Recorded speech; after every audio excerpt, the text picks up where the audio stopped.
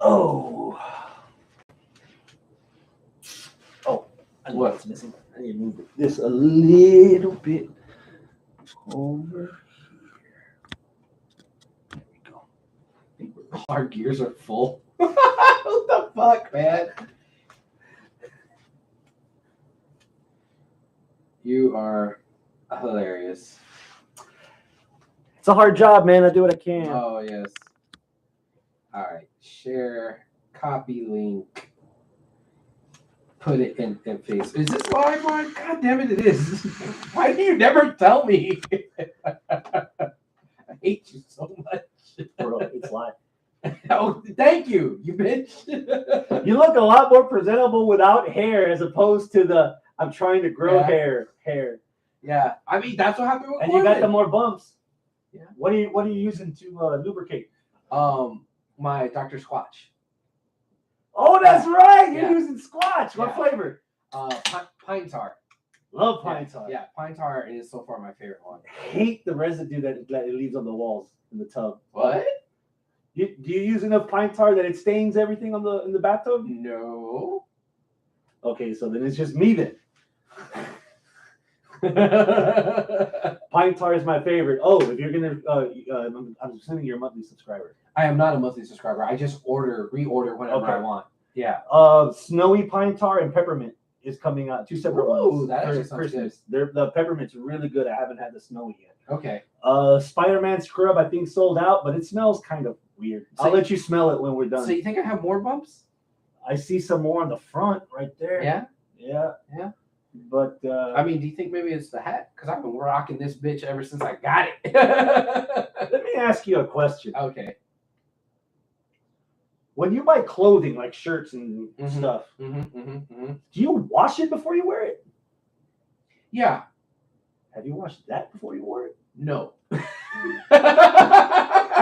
took me I took this motherfucker out the box and put it right on my head. It took me a lifetime up until 30 seconds ago to figure out, because I never wash any of my hats when I buy them. You know, the young kids tend to keep the stickers on. I don't want to lose them, so I don't think I've washed any of my hats. Ever. Except the 2005 one. Except 2000. I don't. But at the same time, I don't wear hats consistently or often enough for it to. You gotta wash them at least, bro. Yeah. Okay. See, here's what I do. The borax stuff in the tub, like all the TikTokers. No. I don't do that. I put it in the washer, on delicate, and then let them air dry. Okay. That's it. The dryer is the thing that fucks them up. The heat. You know, when you're doing delicate, that's gonna do warm. You don't want hot. You don't want cold. You want warm. So just put it in the washer, delicate, regular temperature, medium temperature, warm, whatever, and a little bit, not a lot, a little bit of detergent. You're fine. Just hang it up on like a doorknob or a handle or something like that, and let it air dry. No. Next day, you're fine. Nice. What was that? When all the kids were on the playground, and Principal Skinner comes by, and the bully kid, was like, Nelson? Then I dust it with confectioner's sugar. Oh, I mean, I punched him in the gut. That's what just happened with you and I right now. Then he's gone. Yeah. Let it rest. Let it rest.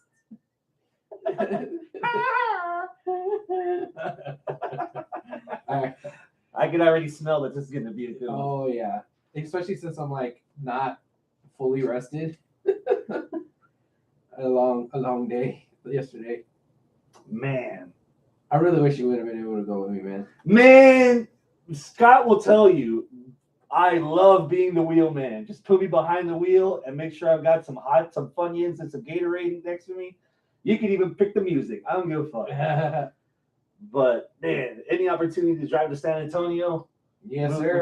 We could have had a fucking blast. Yeah, we could have. If I would have known a week or two ago, I asked for 4 days off in my offer letter when I moved to my new job. Mm-hmm. The nice young lady at HR actually gave me a whole week, so I have a spare day off. And because I joined the company before the end of September, they were celebrating their employee appreciation month. And the last day of the appreciation month, they gifted everyone a free extra day off. That's good for like 180 days. So I had 2 spare days off, but Thanksgiving month and holiday season, it's upon us between Halloween and hell. I mean, New Year's Eve. Halloween and hell. A lot of time is missing. So if I would have known a week or two, bruh, I would love to have gone with you. Fuck you, Hector. And if there's a round 2, tell your boy. I will tell you. Well, the reason why I gave you such short notice is because I had some short notice. Like, I saw it on Saturday, and I was like, cool. Am I really going to go? And then, like, Monday, it was like, yo, we're going. I'm like, okay. That's all I can leave it at, because I don't want the rest on air. But, yeah, once it does. But once it hits the Twitter machine, live. Yeah. Hector, fuck you. Hector in the live chat says, look at Abel channeling his inner Martha Stewart. Does that make him Snoop Dogg? You shouldn't fuck with people that have done prison time. And don't talk to Hector like the show's already started. We haven't done an intro or greeting or bump. I know, right? Hector in the live chat. Well then, since he's rushing me along. God damn it. Live from the landing strip in Houston, Texas. It's the 409th edition of Houston Wrestling Radio. This is Abel. This is Chris. Oh, that was extra spicy.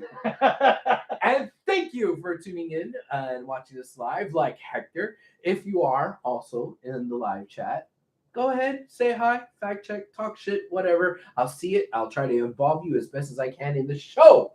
If you're not watching this live, that's okay. You can still interact with us on Facebook or just drop a comment down below and we'll try to, interact with you there. Now we're on Facebook, facebook.com/Houston Wrestling Radio. Oh.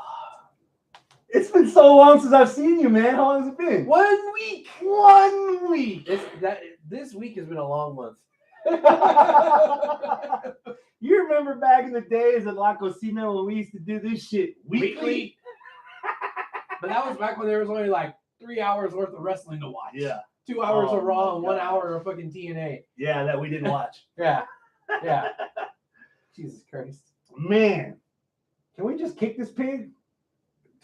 Kick away, sir. Full Gears this Saturday. Yes. Did you know it was this Saturday? Yes. How soon did you know? I knew not this past Monday, but the Monday before when we were trying to put our HWR schedule, and I asked, hey, are we recording this week? Yeah, and next week too, because next week is Full Gear, and I'm like, son of a bitch. Okay, yeah, cool. It gets better. Yeah. Next week is Survivor Series. Guess where you gonna be next week? Here. Yeah. Son of a bitch. Maybe not here. Hector. Maybe. Are you still kidless? Yeah. Off the top of your head, what is the match that is worth paying for this pay-per-view for? Still pay-per-view. It's AEW. MJF. Versus? I don't even remember. Who the fuck is he fighting? I don't care. It's Moxley. There you go. Moxley is a champion. Give him a number. That's not a number. I don't think I've ever done this before. 9.75. What? 9.75. Man, you're just like 2 or 3 strokes away from. Where are those strokes? Last night on Dynamite, because I didn't see it. So I'm wondering if I missed something. I heard that there was a really good MJF promo, but that's all I know. I didn't get to watch it. I was kind of hoping that we'd be able to come here early a little bit so we could watch some stuff, but that didn't happen. I did show up at, kind of a normal time, and we just kept talking about personal shit, so we didn't get a chance to. I named her. Yeah. Jesus. Convince me. Give me those extra strokes. I'm going to try my best to convince you. Give me those extra strokes. This is like the 4th week in a row. He said, calm down, little puppet. What the fuck? What's he talking about? 3 weeks in a row, because the 4th week I was actually at open mic poetry. I'm down on the couch at 7 o'clock. I'm ready to watch Dynamite. It's on my PC, and at 7:05, and I wake up at midnight. I woke up at midnight this morning. Yeah. You old man. So we're just going off of the last couple of weeks in general. Okay. I'm trying my best to ignore the fact that we've already had this match main event and pay-per-view for a title before. Okay.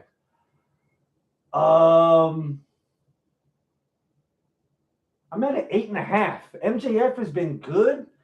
He's showing some signs again of he's the devil, but is he the devil that you want? Do you have sympathy for the devil, like Rolling Stones or Motorhead or Guns N' Roses? But then it's like he played this before with Punk. He tried to pull his heartstrings and he got him once. Yeah. And then he So the whole firm stuff's kind of shoehorned in to kind of like add, I want to say, unnecessary sizzle. Because MJF, ever since his feud with Punk, his rocket is aiming straight to the moon. He doesn't need any extra propulsion from any outside interference. So the fact that they're trying to shoehorn, oh, I'm an asshole, but I'm not that big of an asshole because I don't need them. Oh, but if they're gonna bother me, then I'm gonna have to turn on them. And it's just see the way I viewed the firm angle is that is the angle for after the feud with him and Mox. That they're like setting stuff up, and that in my brain didn't compute when I gave it the 9.75, right? Like because I feel as though that is something that is for later, for afterwards. That's the seeds of the feud. Now I might be wrong because I didn't watch last night. You basically said you didn't watch last night. You fell asleep. You never made the effort to go back and rewatch stuff. So we're both sitting here not watching the go home show because MJF has been. There's been some spots with MJF's road to get to this match where I'm kind of scratching my head a bit if it was really necessary. Okay. MJF wearing the mask and winning the chip at the beginning of the night at All Out, and us waiting. Is that it? You know, the reveal has to be that night, or else it's gonna be a not gonna shit. work. Yeah. And then you see the reveals, like, did MJF need any of that? And so it's like, did he need the firm? Yeah, like does he? Because this still ongoing. I mean, but MJF's built enough equity through this year that I'm like, all right, I'm gonna give this a shot. If I don't watch an episode or two, I'm not gonna be detoured by the fact that MJF pretty much, for all intents and purposes, at his hottest, is getting the opportunity that he should have got the first time when he should have been hotter. Okay. So that's all I'm going off of. So I got 8.5. Okay. I was thinking that you were going to convince me to bump up to a 10. Oh no. And I think you may have brought me down to a 9. And I again, I have this nagging feeling that we're missing something from Dynamite. Hector, maybe fill us in, let us know. But if we're just going off of what we seen sans last night, because we didn't see it, yeah, you might be right. There might be something that's a little weak, and that something that might be a little weak might be Moxley. Because for me, this story is MJF. I want to see what's going to happen with him. I want to see, are we going to get a title? Are we going to actually get a face turn? Or is he straight up a heel? Was this a tease where, like you said, he worked Punk? Is he working us? All of my focus is on Maxwell Jacob Friedman. None of it is on Moxley. Here's the other part that's disjointed to me. Okay. It feels like it's too crowded because as soon as they announced that MJF was going to wrestle Moxley, he was starting to have promos with William Regal. Okay. So at that point, the firm should have never been involved. MJF should have got his title shot, and it would have been MJF versus. But even then, Moxley would be third fiddle. And it isn't a bias against Moxley. It's just almost a bias for MJF and William Regal. Yeah. So. And then I'm gonna win it my way. I'm not gonna use my $1 million ring. It's like, okay, what are you gonna use? You need something. Hector says in the live chat, the sad thing about this week's AEW show, it didn't sell me on the pay-per-view. Okay. He's not the first person to say that. I did see some clips of last night's AEW, and that crowd was garbage. Hot garbage. Where were they? I don't even fucking know. Okay. But they were dead to a lot of stuff that should have gotten a bigger reaction, in my opinion, for people that have been watching AEW on a consistent basis or say they're invested in the storylines that are in front of them. But that's the main match I'm looking forward to.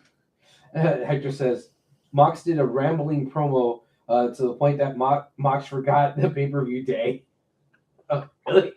So that's why there was a gif of John Moxley on Sunday with John Travolta going like this. Is that what it was? Yeah, it sounds like all right. Shit. The biggest thing I heard from Dynamite last night was that I missed Captain Insano. Yes, that was all over the interwebs. Yeah. Would have been fun if I caught that in the moment, but yeah, now I'm spoiled on it. So I was like, oh, okay. Well, I'm sure it was cool if you were surprised by it. I'll go one step further. I think this is the first AEW pay-per-view where I'm like, if I don't watch it, I don't know what it is. I think there's stuff that's happening at this pay-per-view that hasn't been given enough time to develop, and then there's other things that are not happening and that are not appearing at this pay-per-view, or I'm like, dang. I think the fallout from the scrum is starting to settle in with me a little bit. Yeah. You know? Haven't seen the Elite show up at all, and all of a sudden, the last week they're announced for the trios titles, you know, and it's like, oh, the promo that I saw that Pop cut, he turned that around. I liked it a lot. Okay. But it just feels like there's stuff there that did Joe really need to turn on Wardlow? Like, where's the investment? You know, like, what? It just, there's a lot of stuff. There's a lot of stuff there that it's like, I don't know. Well, okay. Well, what are? We'll finish Moxley and MJF. 8.5. I have MJF winning because I don't know where they go from here if Mox beats him again. I'm at a 9, and I got MJF winning because MJF is the hottest thing right now. Yeah. And while I commend Mox for after the scrum putting on his cape and going to work instead of taking his vacation and trying to, be the guy that good job, Mox. I'm not looking past that. That was a great sacrifice that you did. And he is still one of the most popular wrestlers on that roster. Right. Yeah. This story is not about Mox at all. No, this title is not about Mox. This whole thing is about the payoff from Vegas.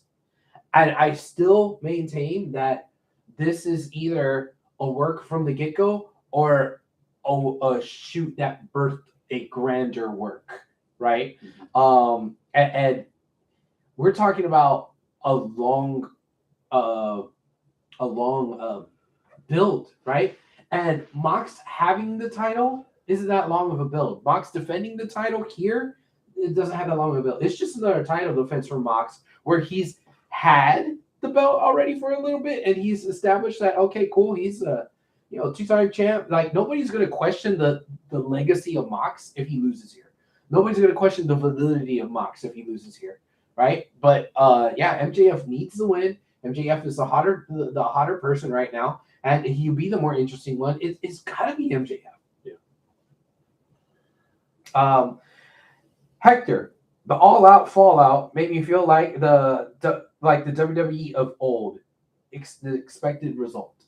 I guess he means not even the return of the Elite sold him on the pay-per-view. Ooh, wow, Hector. Transition. Okay. It has been teased for weeks, but it is speculated by a bunch of wrestling fans on the internet that the Elite were going to wrestle the tag titles against the trios titles against Death Triangle. So Pac was confronted the issue after their 6-man title match, but we'll have to fall out from that in a second. I love the part where he said that the Elite have the impression that they're coming for us, but we've been waiting for them all along. Ooh, that's a nice line. And he ended it with that. I fucking loved it. That was a very close runner-up for at least he's making an effort to sell me to watch that.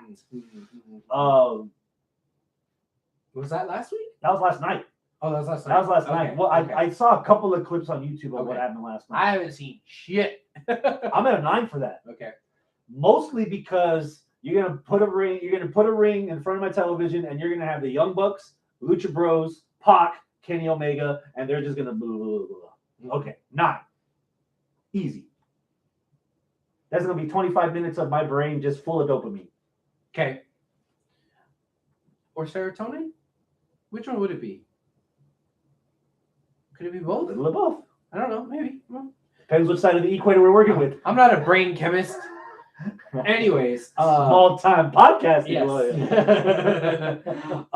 Bro, I gotta go with the 10. Obviously, you're wearing the propaganda. Show it off to the people. Hey, da-da-da. Make America mad again. America's still mad. Like, I love the Bucks. I really, really do. I saw somebody post somewhere, I think on Facebook a few days ago, top 20 tag teams of all time. Bucks were not on that list at all. Top 20 tag teams all time. Bucks weren't on there at all. And I'm like, bro, nah. I get it that they're very polarizing, that there's some people that like to say, oh, they're just a bunch of flippy-dippy slot monkeys who don't understand psychology. And I disagree. They're not the psychologic masters. They're not psychology masters, but they're still good enough to where it's not like their psychology is dog shit. Just because they do a lot of flashy, flippy-dippy stuff doesn't mean that you don't have psychology as well. They do have it, right? You have to just put aside your bias against them and realize that they're good. You got to put your bias against them and put it aside to realize they're really good, you know? So, will we be as good without Verlander? Yes. You think the Astros will make an effort to keep Verlander? Maybe. There might be some sort of backstage, hey, look, bro, I probably can't afford this much, but slide this across the table. Can you afford it? It's the most I can do. You know, kind of like the same they did with Correa. They offered something to Correa, but Correa was like, look, man, I'm looking for bigger money. Same thing that happened with Springer. You know, they're going to try, but they're not going to, like, break the bank. But at least they have the bargaining chip of Correa coveted money. Right. Above championships. Did he win a championship? Nah, he was calling our post-game shows after we were advancing to the next round and the next round and the next round. Do you want to be that guy on the outside sitting in, or you want to be a part of a repeat? Right. They have that. Yeah. So that's our in-depth conversation about how do we get on the titles. How do we get on the Astros? Okay. No, okay. Back to the Trios champs. Yeah. I'm at a 10 just because of the names on the paper. Yeah. Just because I know that this match has the potential of being a match of the year candidate just because of the names on the paper, right? My trepidation, which is why I was at a 9. Yes. On paper, those names are awesome, but Omega was a step behind, or maybe a half a step, or 3/4 of a step behind the first couple of weeks because he hadn't had that. He had just come back from injury. Mm-hmm. Now he's coming back from sitting on his fucking couch because he got suspended. Right. Not just that, all of them are coming back from suspension. So are they going to be as ring fresh as they would have been had they been wrestling this entire time? And that is why I am not degrading it, because I think it's going to be interesting. It's going to be interesting to see how that is actually going to play out after they've been sitting on the couch at home. Are the Bucks going to be the Bucks? Is Omega going to be Omega? Can that actually be? They were able to mask Omega. He was selling a lot more. He was actually looking like, or at least selling like, he was a little bit tired because he hadn't been in consistent ring shape. So that plays back to, can the Bucks actually use psychology to supplement the flippy dippy? Right. Use it to their advantage. That's something that's going to keep me intrigued.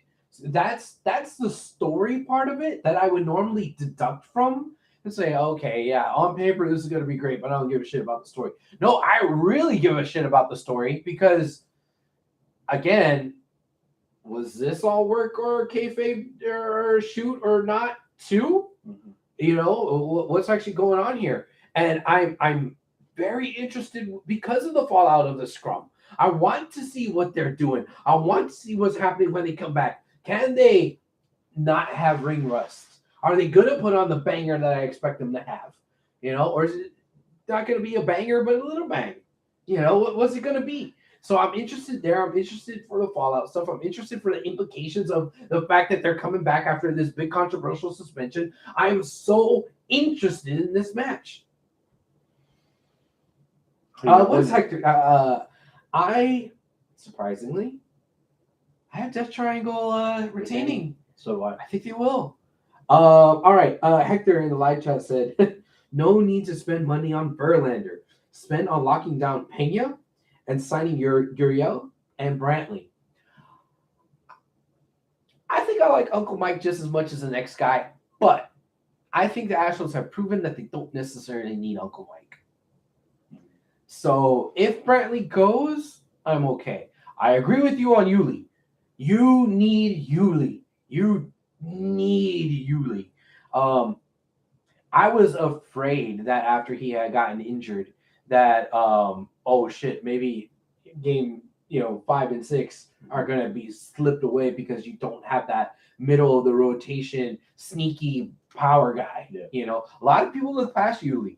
A lot of people look past him, but he's sometimes just as good, if not better, of an hitter than your top 3. Yeah. Right? Especially when you look at consistency throughout that entire streak. He struck out once. Mm-hmm. One strikeout. Motherfuckers were getting struck out left and right. Look at Altuve. He couldn't buy a fucking hit until the dude jumped on the field and hugged him. Yeah. Broke the curse. Between the Mariners series, the end of the Mariners series, and the end of the World Series, at the end of the World Series, crickets from Jordan. Yeah, Jordan, we were like, yeah, you're the hero with the 3-run homer there at Game 6. Yeah, he was the hero. And the homer in the first game of their first series. But crickets in between, so it's like, but Yuli has been consistent. You could not get him struck out. He always either put the ball in play or he got on base. Always. So you need Yuli. We keep going back to Astros talk, man. It's like, it's been 3 weeks, bro, and we're still like basking in the glow. Yeah. All right, so let's get you back on track with something you like a lot. All right. Big meaty men slapping meat. Man, meat. Yes. Whose meat's getting slapped? Triple threat for the TNT Championship. Okay. Wardlow, Powerhouse, Joe. Oh yeah, I forgot Joe turned on Wardlow there at 2 weeks ago. Yeah, I forgot about that, and I remember thinking, no, sir, I don't like it. Especially because Joe has a title that he should be defending, and why is he even with Wardlow? Okay, I get it. Maybe they're both champions and they're going to be friends because they got each other's back. But they didn't really explain how that even started. Just one day they just threw them together as a team for television. And I didn't want one of them stabbing in the other in the back because it didn't make sense why, other than respect, it didn't make sense why they were together. Yeah. So why? And then when he did, I was like, oh, that's whack. No, I don't like this. And now that you're telling me that a triple threat match has been made for it, I'm not really interested. Now, the guys on paper make it sound like it's going to be pretty cool. I don't know how much man meat we'll see being slapped around by Wardlow when you're talking about Powerhouse and Joe. Like, I can see Wardlow tossing around Jungle Boy and, Ricky Starks and some of the other, smaller guys on the roster, some of the mid-card guys. So when we're talking about Joe and Powerhouse in the same match, we might get a different kind of match than what we're used to seeing with Wardlow. Yeah. So while my anticipation level is not that high for this, I want to say maybe a 7. This could be a sneaky good match. I'm at an 8. There was a clip of a pull apart that was shown on Facebook, I think. And Joe and Powerhouse were on the outside with about a dozen different security guards. Wardlow hits the ropes and does a tope con hilo. Okay. A flip out and wiped everybody out. And he's the last man standing. Mm-hmm. They've been putting the effort of putting over Wardlow's power. It's the first time I've seen him be that athletic to throw himself around that way. Because Joe does that too. He does that suicide dive, that suicide elbow through the middle rope, and he does a lot of kicks, spinning kicks, heel kicks. Powerhouse is going to be taking a lot of lumps. He might be. On paper, it's an 8. I like all 3 guys separately. I didn't want to see Joe versus and Wardlow as a team. That was a waste of time. Wardlow, I think, needed more seasoning on his own to get himself over as opposed to relying on other people. Number 2, the problem that I think I'm starting to have isn't so much AEW fatigue, it's brand supremacy. What? Because you could have easily built up Wardlow versus Powerhouse 1-on-1. Okay. 3 weeks later, we have Final Battle. You could have teased the breakup for later, and then had Joe versus Wardlow 1-on-1 for the Ring of Honor television title, which right now they ain't got television. So AEW is getting to the point where they're becoming WWE in the sense of we need to have 15 matches. We need to cram everybody so we could all get a payday and everybody gets some exposure, even though that exposure might be 5 minutes for Ricky Starks versus Powerhouse at All Out.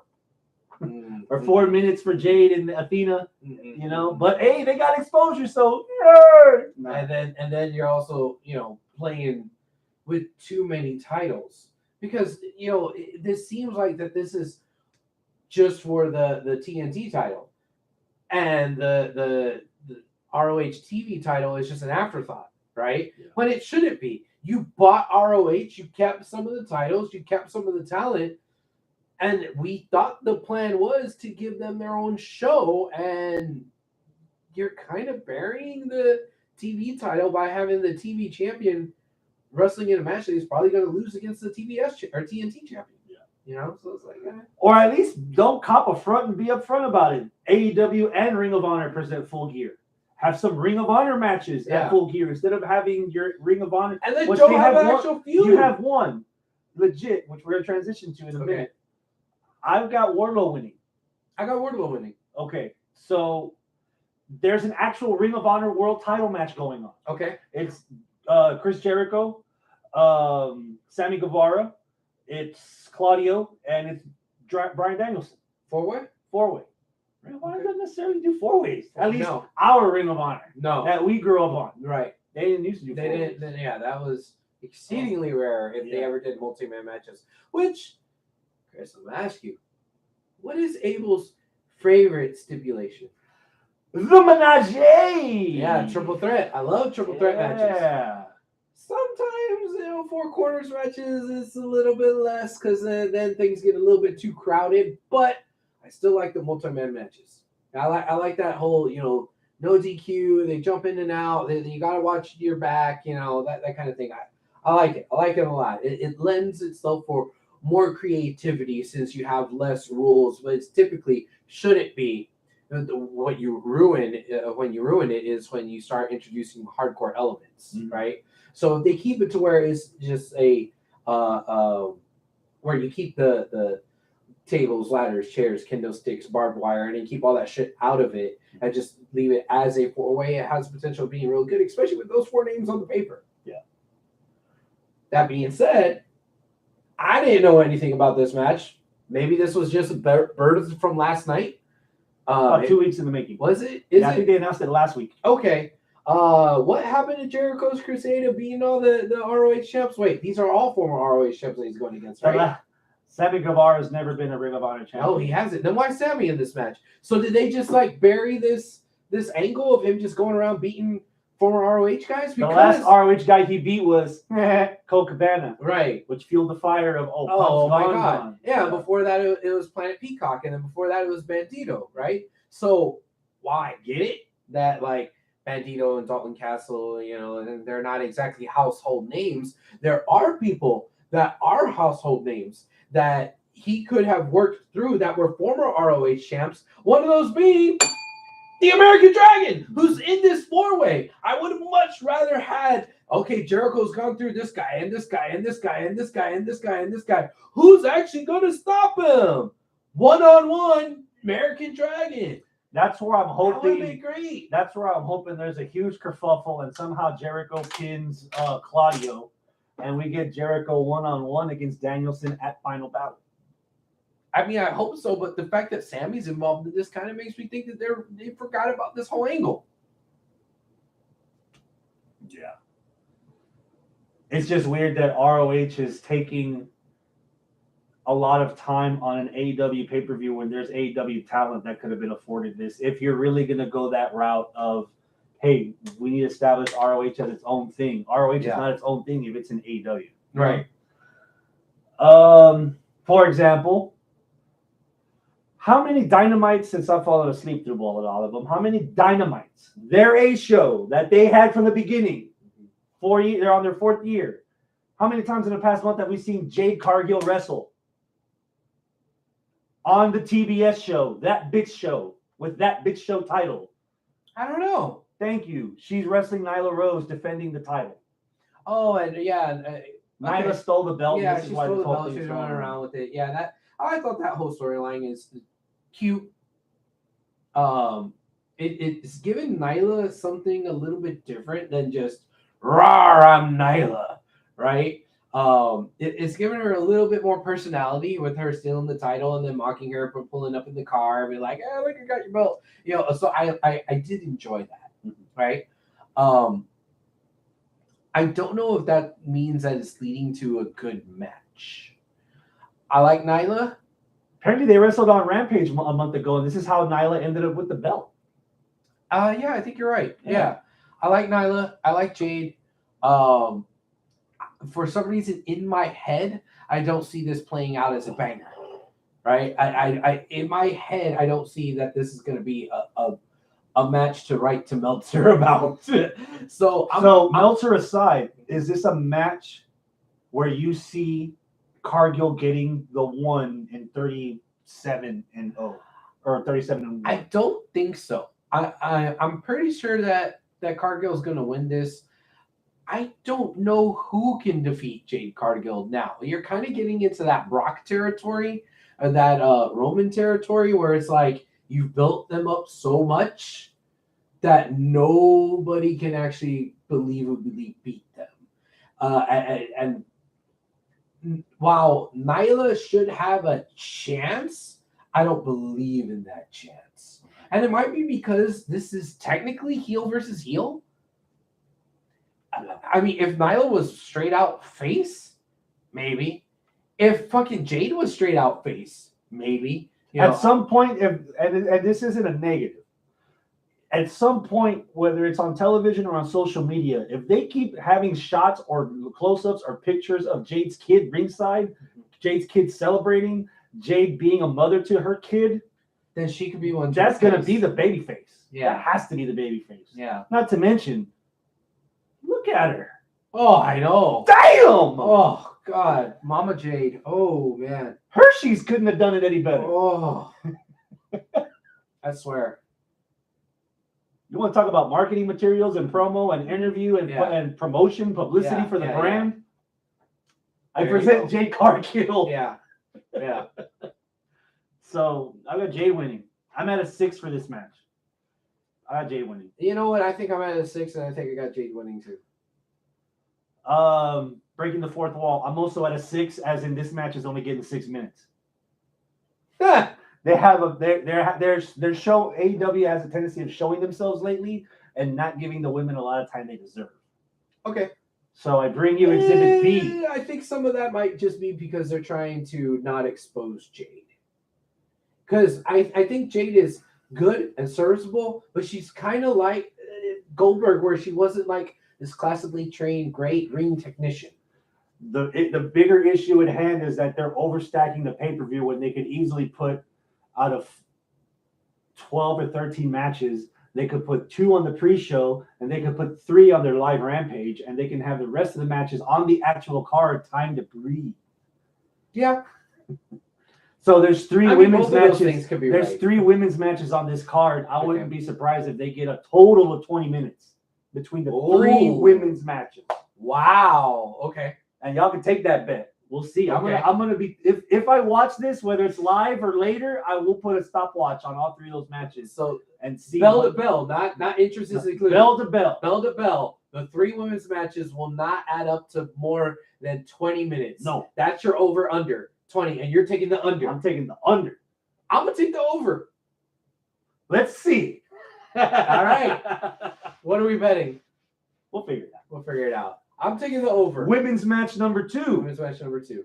Dr. Britt Baker. DMD. Versus Saraya. Yeah. Her long anticipated return to professional wrestling. Mm-hmm. Give me a number. Story?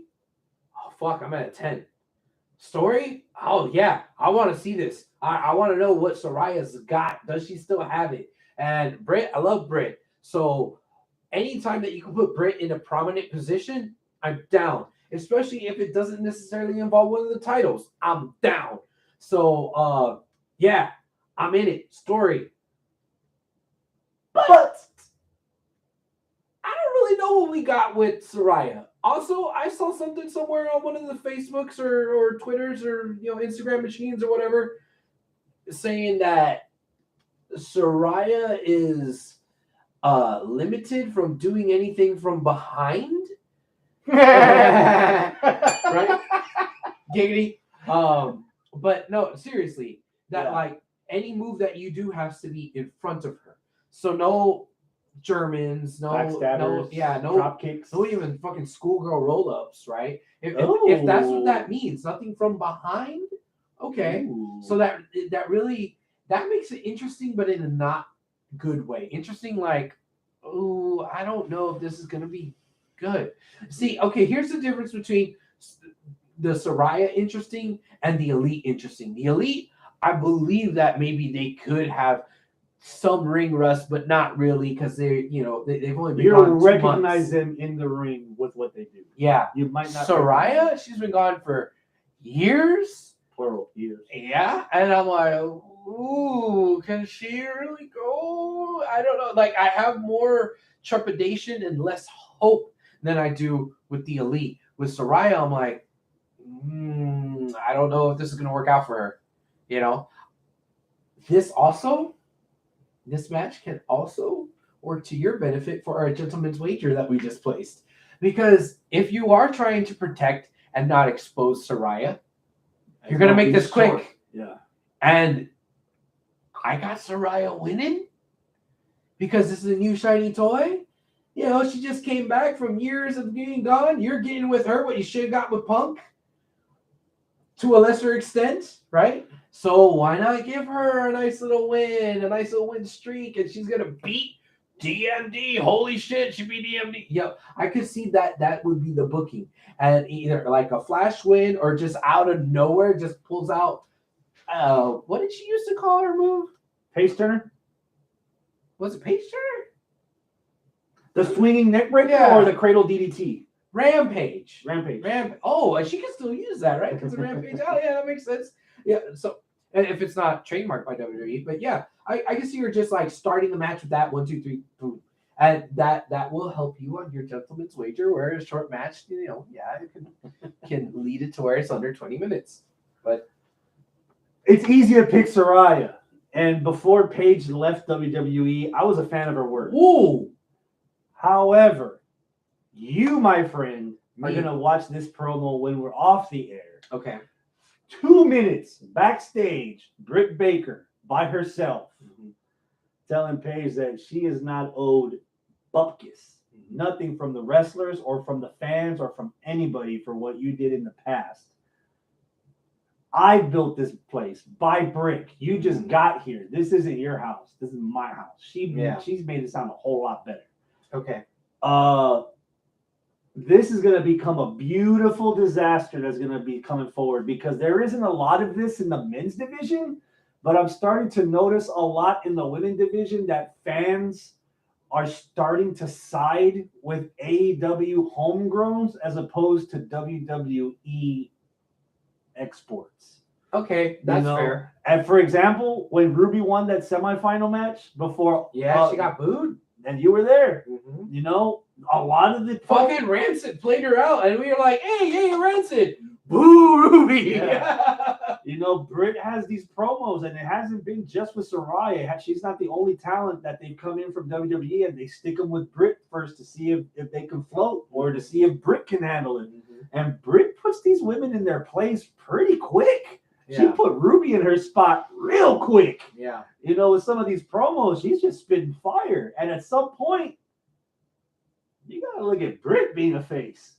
Or a lot more of a face than just a Steve Austin anti-hero. She's spitting truth. There's a difference between being rebellious and being fucking blunt. Yeah. And she is a hammer as far as how blunt she is. Yeah. Almost jackhammer. The way she's knocking some of these promos out. And you can't help but cheer it. She was getting cheered at the end of that promo. The week before, where she's like, bitch, we don't take walk-ins, you need to make an appointment. I just that was good. Got him. Really good.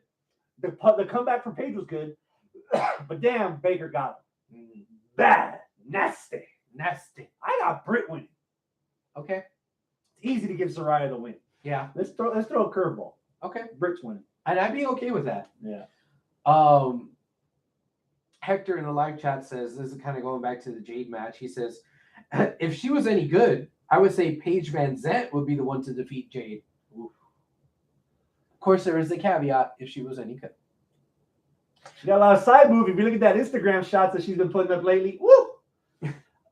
Jade or Paige Van Zant? Van Zant. Really? Mm-hmm. Oh, okay. Yeah.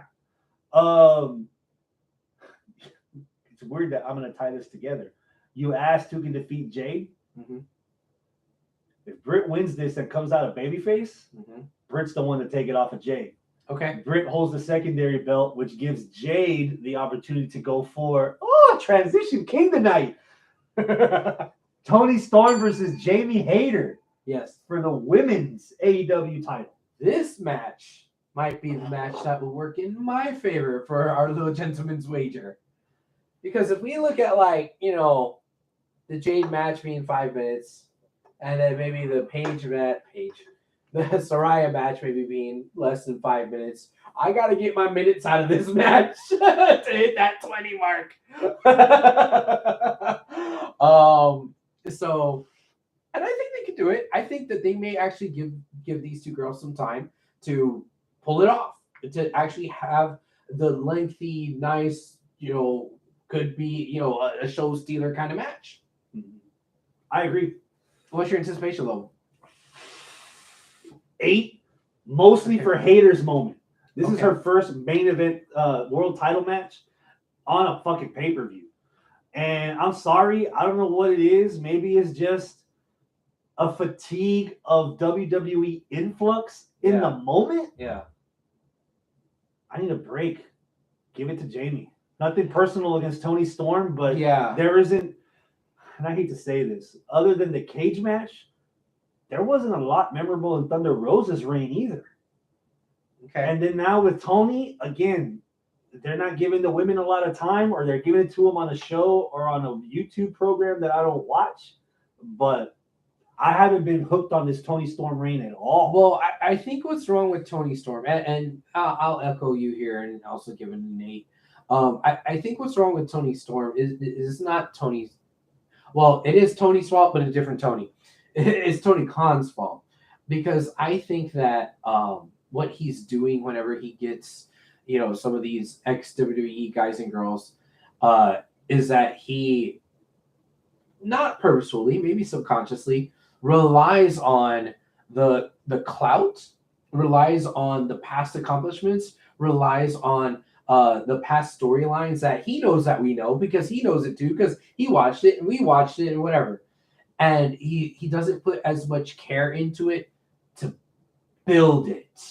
So it's like, hey, or reestablish it. Yeah, well, that's the thing. He's not reestablishing it because in his mind, it's already established. And I think that's where he's fumbling the ball with the ex-WWE folks. They're already established. I don't have to build them. So now all I have to do is they're here, and let me just plug and play them in this prominent role, fire and forget weapon, right? And he's not taking care of it himself to rebuild the AEW version of Toni Storm.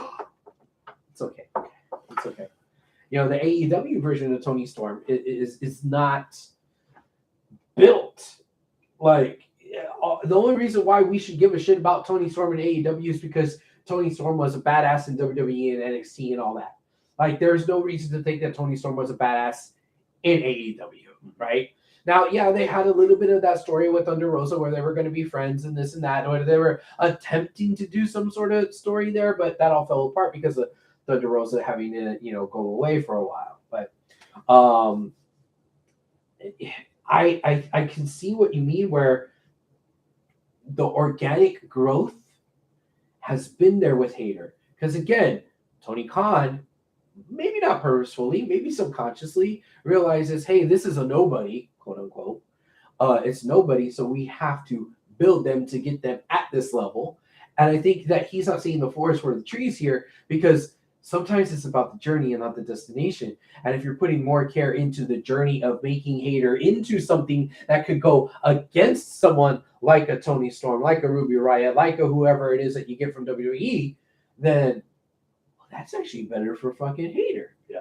And I think that's where we are right now. I give a shit about Jamie Hayter. I don't give a shit about Tony Storm. Same. If you told me this, or if you asked me this a year ago, I would have been like, what? No, yeah. Jamie who? Yeah, who? Yeah, fuck, Tony Storm all the way, right?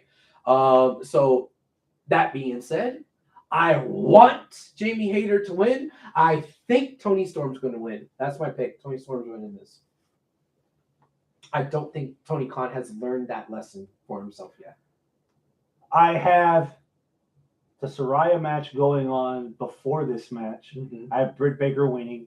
I have Jamie Hayter winning the title. Mm-hmm. And I have Britt Baker coming out to celebrate with Jamie. And then I have Jamie turning her back on Britt Baker. And now she's solidified as a face. Jamie is the heel. Okay. And there we go with that. Her entrance music is so fucking fire, dude. Jamie Hayter's. I don't think I could boo her. Yeah. I don't think she could be a heel with that entrance music. I'm like, yeah.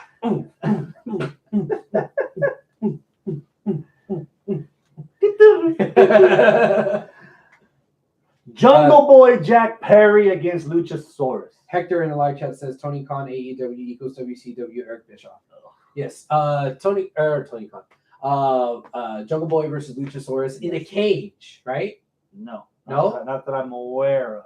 I thought it was in a cage. Is it? I thought. Okay. I don't know. Am I wrong, Hector? Am I wrong? Is that not in a cage? Junglesaurus versus Lucha Boy? Yeah, Lucha Boy. God. Oh my God, it's been such a long week for me. Don't worry, I've heard worse ring announcers. Yes. You have. You also heard better. We can't all be Bobby Cruz now. No. Rematch. Luchasaurus, Jungle Boy, go.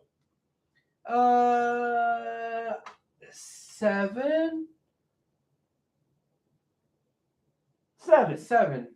Okay. I think I'm still crushing on Jungle Boy, man. And now this isn't deliberate. This is deliberate. They're not calling him Jungle Boy anymore. I mean, calling him Jack Perry. They're calling him Jungle Boy Jack Perry. They're JR got his way. 4 years. It only took fucking 4 years to realize, hey, let's capitalize on this kid's heritage. Yeah. And his family lineage. Oh, he's the son of Luke Perry. Oh my God. Yeah. Fuck. If Pillman Jr. can't get that break, at least give it to somebody. Fuck me, man. I don't care about this match. Not as much as I probably should, because a lot of the heat has gone out of the balloon for me on this whole feud, because this should be Christian, not Luchasaurus. He's already defeated Luchasaurus. Yeah. And Luchasaurus should have been like the mini boss to get to Christian Cage. And we had that. And Jungosaurus turns back. Then he wasn't. Then he turns back again. I keep saying Jungosaurus, dude. Luchasaurus turns back.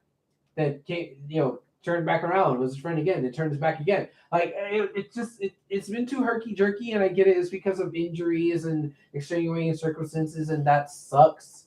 But hey, that's what happens in wrestling sometimes. Could the match be good? It probably could be pretty good. It probably could sneaky steal the show. It could. but I don't foresee their match in Toronto was bomb. I don't foresee it happening. Yeah. I'm at a 7, and I think Jungle Boy is gonna win. 6. Yeah. Jungle Boy winning. Okay. 7 if it's in a cage. Yeah, Hector suggests it's in a cage. Okay. In a Christian cage? If Luchasaurus wins, you can call it a tar pit. Do you think at this point AEW could benefit from having 6 pay-per-views a year instead of 4, so that you can start getting some payoff sooner to some of these storylines?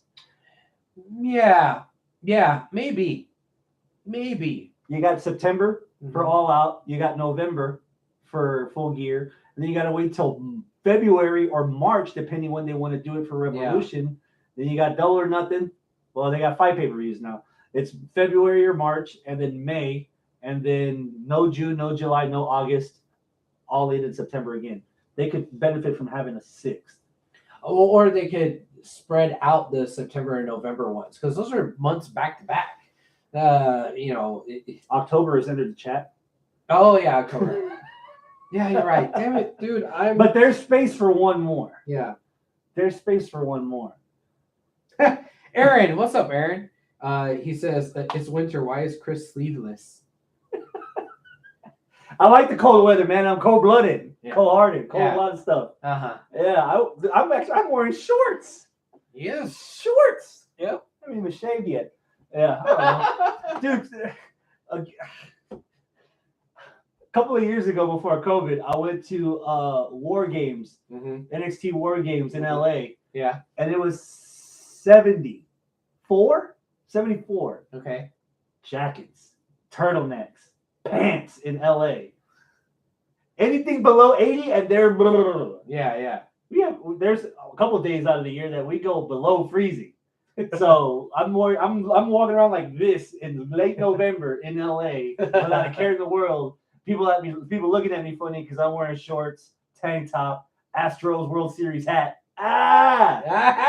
Yeah, guess I'm gonna be doing next month.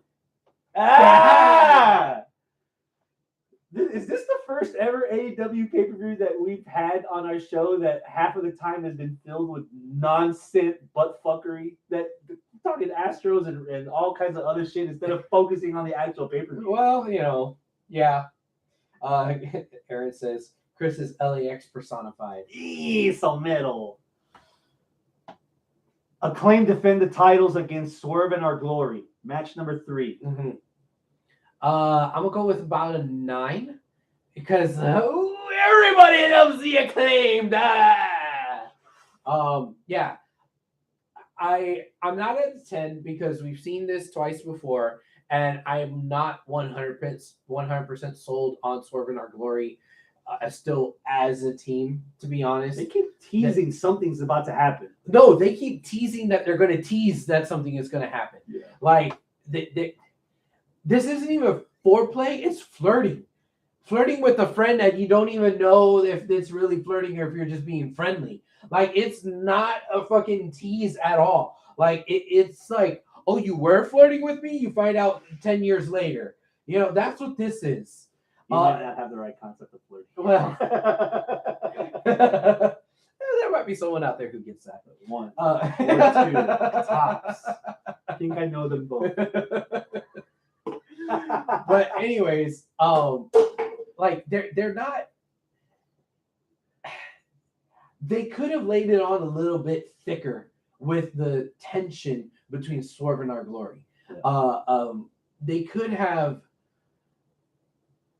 really given more airtime, not necessarily in ring time, but airtime backstage, maybe an interview or something where they're like talking it out, or maybe like candid video, where they're like talking it out. Look, man, you don't need to be going out there and just making fun of Billy, right? Our beef isn't with Billy. Our beef is like just getting the tag team championships back. The Billy is the reason, this and that. Like, I understand you have a valid point, indubitably. Like have a fucking back and forth there where we see it. Then that's a little bit more of a tease, right? This is another storyline that falls victim to timing.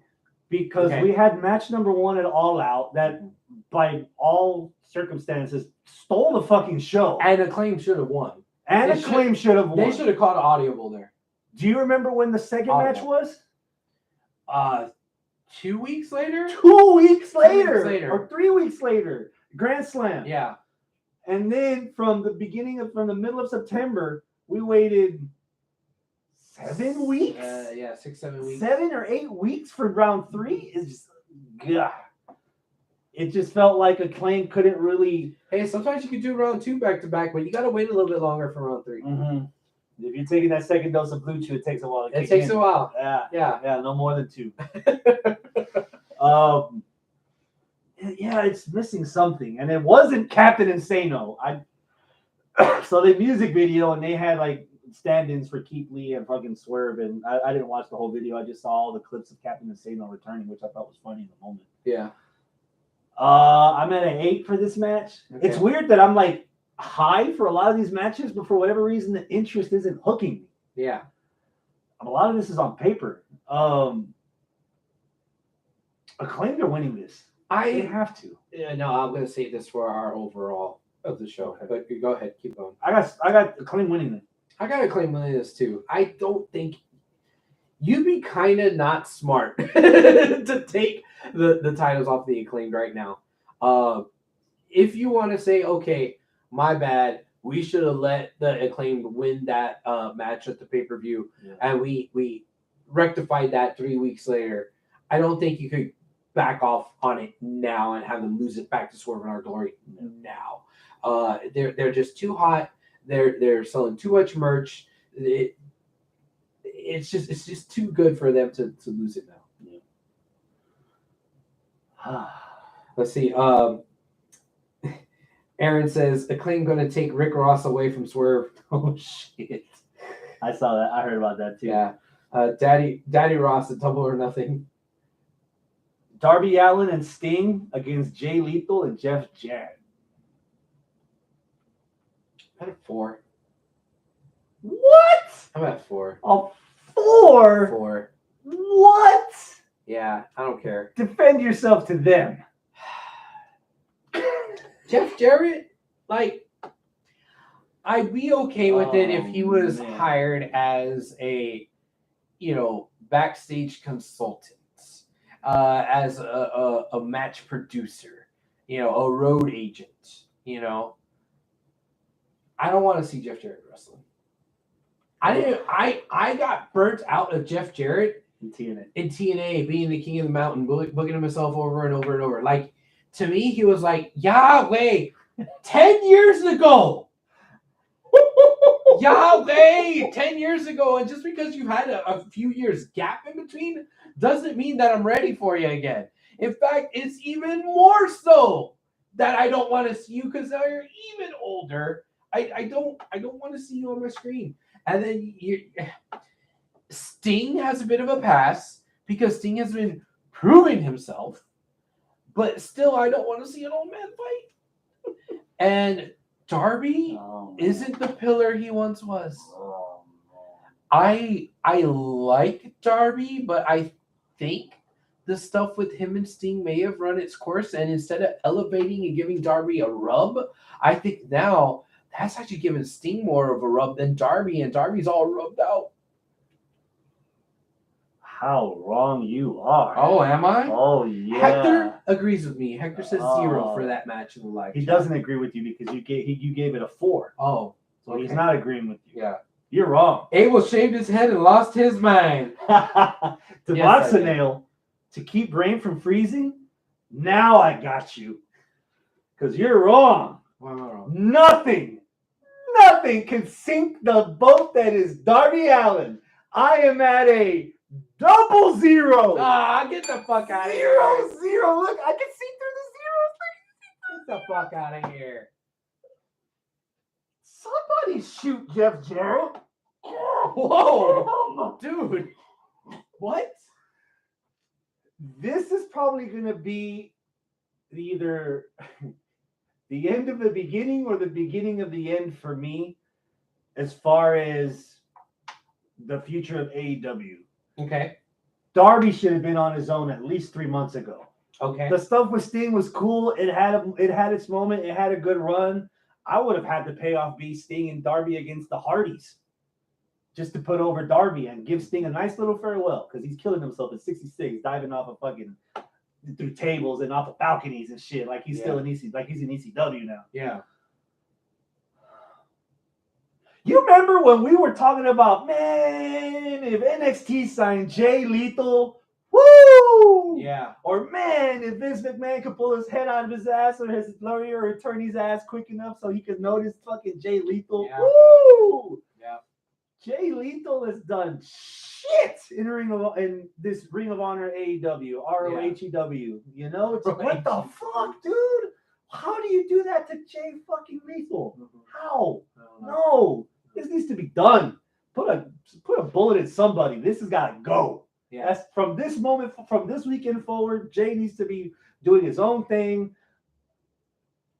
As a wrestling fan, I can appreciate what they're trying to do with whatever group Jay Lethal's is, because they never even named it. It's just Sanjay going all like India Joker on you and the huge India guy with promise, but he's still stuck in a holding pattern with those three. They just need to shit and get off the fucking pot. And Lethal's got to go do his own thing, and Darby needs to do his own thing. Because you are exactly right. Mm-hmm. Last year, Darby was one of the 4 pillars that kept AEW prop. Mm-hmm. Right now, half of those, a lot of those pillars, if not all the pillars, are not in equal footing. MJF is tipping over the roof like this. Mm-hmm. Darby's shrinking. Britt Baker is somewhere here because she's knocking out fucking Sammy Guevara, because Sammy Guevara is too busy knocking out Ty Conti. I was like, what the fuck is going on here? And then they're bringing in all this WWE weight that's just like holding everybody down. And then you pop the balloon with CM Punk. Fuck! Yeah. AEW right now is not as good as AEW was before Punk got there. And it even isn't as good as AEW was when Punk was there. Yeah. So what are we doing now? What's next? Yeah. What's the big thing? What are you going to do? How are you going to fix this? So... this is a huge example. You could do so much more with Darby and Lethal. Even if you want to throw both of them and have their own one-on-one feud in Ring of Honor, and have a match without dishonor, do some kind of ladder war, do some crazy shit where an established ROH former champion against an up-and-coming suicide wrestler, they're just going to butt heads and make a fucking generic Osteen rivalry out of it. But they're both right now. God. As much as I don't want to say that there needs to be another hour of fucking wrestling programming on telly, I think that there can be a lot of problems on this card and problems with AEW booking in general if you had that fabled ROH 1 hour show.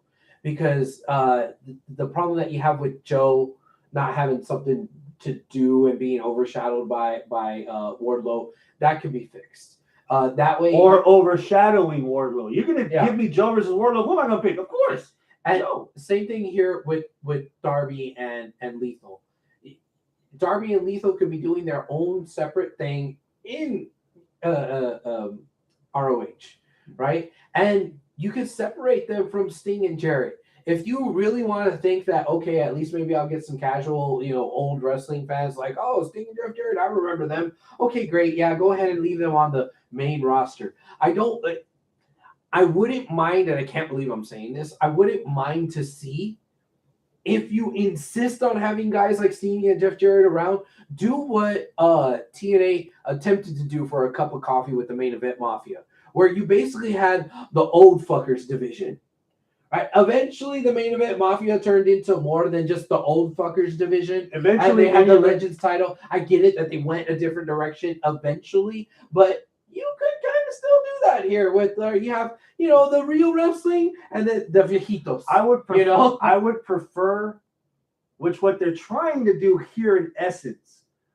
They tried to do an evolution version of Main Event Mafia where it was Kurt Angle and Sting or Kurt Angle and Booker T. But then they had Magnus as the future and Joe as the future. Yeah. With Fortune, you had Ric Flair, but then you had Kaz and you had fucking Beer Money, and you had AJ as like the Starscream to the Megatron in that group. Yeah. It needs to be somewhat either cohesive or blow it up. Because you have the elements of the main event mafia that we're both looking for, where you have the established old timers like Sting and Jarrett, and then you have the future of Darby and Lethal. But Lethal's already been established. And he's more established to that AEW audience than Jarrett is. I don't think Lethal is the future. I think Lethal is the recent past. Yeah, I agree. It may be teetering on present. I don't think he's the future anymore, man. It ain't Sting either. He right now, to me, is what Ziggler was 2 years ago, where it's like, damn, what could have been, and maybe long shot, he still can. But 2 years from now, maybe even less than 2 years from now, I'm going to think about him the same way I think about Ziggler, where it's like, well, ya ni modo. Too bad. It's too late. Yeah. What if Darby turns on Sting and joins the House of Black? That's what Aaron is saying in the live chat. It'd be interesting. Yeah. It'd be different. It'd be a swerve. I wouldn't expect it. I don't know if I necessarily want a Darby in the House of Black, though. Maybe. And see, the time to have done that would have been months ago.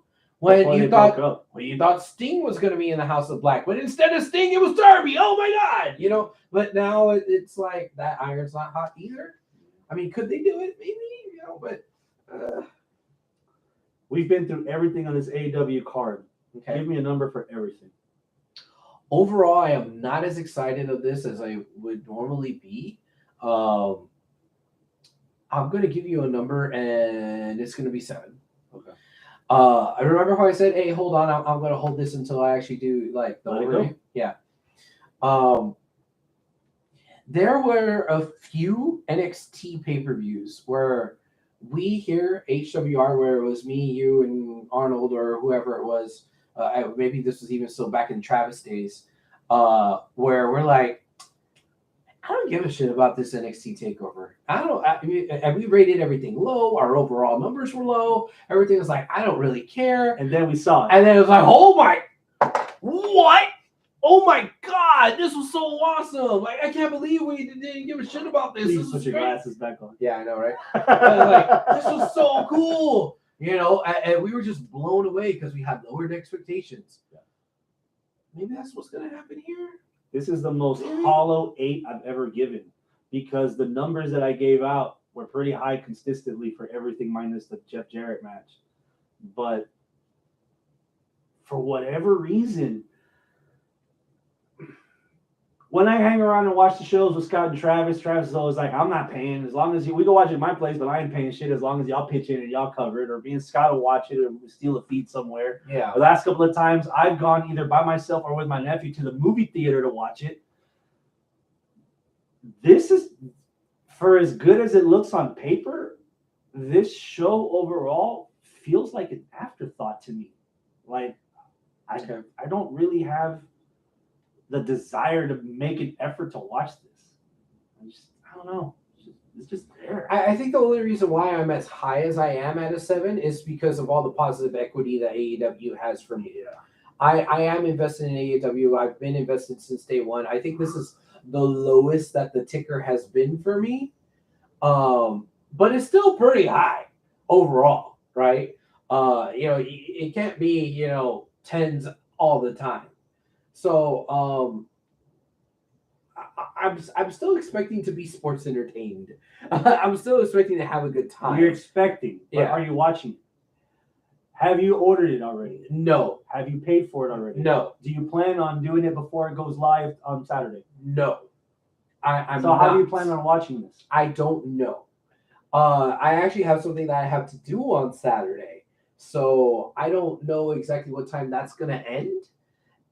So I don't know what time I can watch the pay-per-view. So it's like, either I'm going to start it late and try to order, or, right then if I have the chance, or I'm not sure if I'm going to be home really late and I'm just going to miss it all, watch it Sunday. But I don't want to necessarily pay for it all just myself in my own house. Mm-hmm. So I don't know yet. The plans are still a little bit up in the air for it.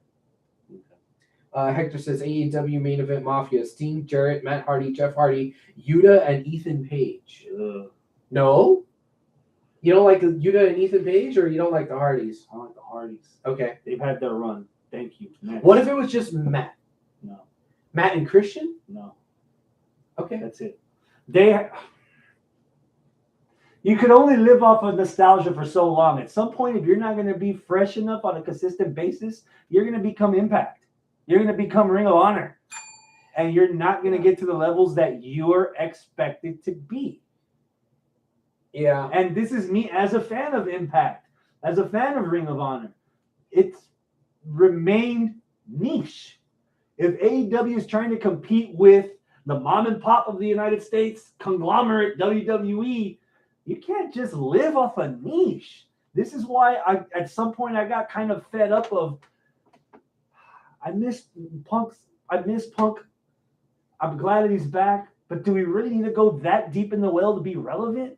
Mm-hmm. If you can't be relevant with the people you have now, if you can't keep an orderly house with the people you have now, how are you going to bring anybody else into this? And the hope, I think it's only MJF. That's your only hope, because you're not going to get it with a cowboy shit. You've tried that. You're not going to get it with Mox.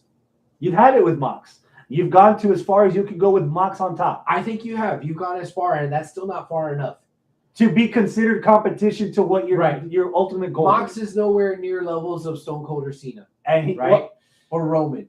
Mox isn't there. I'll give him the credit for this. Mm-hmm. He hasn't had enough talent in there to do it with someone. Okay. Because even now, there's at least 6 or 7 headliners, main event people that you can toss around with Roman and survive the next year. Moxley hasn't had 6 or 7 people built up equity-wise enough to give value to compensate with Moxley to take it together. You don't have all that. Do you think Tony Khan could call up Mr. Beast? I mean, it worked, because you say, oh, those 6 or 7 guys. Yeah, one of those is fucking YouTube star Logan Paul, right? So they're running out of guys. WWE is running out of guys to feed to Roman. So, like, you definitely don't have enough guys to feed to Moxley or MJF. And to be honest, I think the person that could surpass Moxley's popularity and give you a crack at mainstream would be MJF. Because MJF is brash enough to where he could say something stupid where it might get mainstream headlines. So who's MJF's main foil? I don't know. Maybe just Mox. I don't know. There's a problem. I mean, could it be Kenny at some point? Because that's who we all hoped it was going to be 4 years ago. We all hoped that, oh man, the Elite, they're starting a promotion. That means Kenny's on top of the world. That's the other part of the beautiful disaster, because I mentioned this months ago with Wardlow. At some point, there's going to be a divide between wrestling fans if they want the flippy-dippy indie stuff or if they want the slow and controlled sports entertainment stuff. Mm-hmm. And that was part of the friction when Punk first got there. It was the first thing he said was, y'all are going too fucking fast. Y'all need to slow the fuck down. Oh, well, we made it this far. We ain't got to slow down. And people started flying, dropping, getting injured, and dropping like flies. Mm-hmm. So do you want a guy like MJF who's flat out admitted in promos, y'all don't like me because I'm not your New Japan 5-star flippy-dippy, drop myself on my neck kind of guy? Yeah. Do you want that, or do you want Kenny? I'm thinking outside the box. If there's a guy, if Khan is the wrestling fan he says he is, the only thing that has legs that I can see from the outside looking in that could be MJF's biggest foil is Tony Khan. Run back the Stone Cold versus Vince McMahon thing? Technically, after All Out, it already started, because that's what MJF threatened to quit. And he called out Tony Khan, and he got kicked off the air. And 2024 is still in the future, and we're still talking about, well, in 2024 I'm gonna get my payday and I'm gonna go whatever. And they played the email, the voicemail, All Out. Yeah. So we can have, if for whatever fucking reason MJF doesn't win on Saturday, he can come right out that following Wednesday and say, "Look, Tony, this you didn't hold up your part of the deal. Part of me signing was that you were gonna give me this, not an opportunity, the actual benefit." and it didn't happen. So you need to come out here and fix it. And that's where we get that. Even if MJF does lose, the biggest rivalry that AEW has in their hands right now is MJF versus Tony Khan. Okay. And maybe that's enough to get them close enough to the next level where they can actually box with God. Okay. Because right now, AEW specific talent in the main event. Who's in your main event picture right now in AEW? Moxley? Mm-hmm. MJF? Mm-hmm. Hangman? Not Jericho. Jericho is right now not in the main event. He's taking a back seat for the ROH main event. You could salvage Hangman. He might not necessarily win the belt, but again, if you want to go, if AEW fans that don't have ADD, we started the first Double or Nothing with MJF and Hangman with that battle royal and calling him Horseface. So you could always run back MJF and Hangman. You can bring Hangman's value back up. What about who else? Adam Cole. Now, that brings me to something that Aaron said in the live chat. He says, thoughts on rumors that Jake Roberts, Soho, Thunder Rosa, and possibly Cole are returning at Full Gear. I think Adam Cole will be returning. And if so, Adam Cole should be in that main event conversation. No, I disagree. No, I disagree. No. Why? Defend yourself, sir. He already had the opportunity this time last year. They didn't really do anything with it. And ever since then, he's been meddling in the trios division. That whole argument of it's the undisputed elite, and then fucking undisputed turn on the elite, and then everybody fell off. Adam Cole got injured. Kyle O'Reilly almost died. Bobby Fish went boxing. If anything, the reason Death Triangle win is because Adam Cole reunites with the Kingdom. And we have the elite against the Kingdom in the trios division, which means that's where Cole's at. Taven, Bennett, and Maria and Cole. That's where they're at. So that means you're in the trios division. You're not heavyweight. If I get more of Mike and Maria, I am okay with that on the TV. Yeah. So who would be the main event? So who else is there? Wardlow? You think he's ready? Well, Hector in the live chat says Wardlow is MJF's next rival. The story is already there. You can run that back. All right, we'll give you that. There's 4. Wardlow, MJF, Moxley, Hangman. 4. Who else? Hector wants to see MJF versus Ospreay. That don't count. Unless Ospreay's got the signature that he's working with AEW. And not New Japan? Yeah, that don't count. I'd still want to see the match. I do want to see it. Save that for Wrestle Kingdom. But what does that do for the AEW brand rising up? Yeah. What does that do? Yeah. American Dragon? MJF versus Bryan Danielson would be interesting. Especially if the other hypothesis that's floating around is that Regal turns on Moxley and goes with MJF. MJF said that promo in the beginning. I'm going to win it my way. I'm not going to use the $1 million ring. He's not going to need it. He's going to have Regal's nuts. Bryan, oh my God, why did Regal turn on us like that? Bryan versus MJF. You do have a story. You can make a story out of it. Yeah. So that's 5. At least one more. Aaron says, I kind of want to see Scorpio versus MJF or Ethan Page versus MJF. Scorpio versus MJF would be a nice little match on a Dynamite. Rampage. A Rampage. But I think AEW is really missing the boat on Ethan Page. Right now, on television, is Ethan Page being presented as a heavyweight contender? No. That's what I'm saying. That's what I'm saying. I like these dream matches. It's a different conversation. Yeah. You're right. It's a different conversation.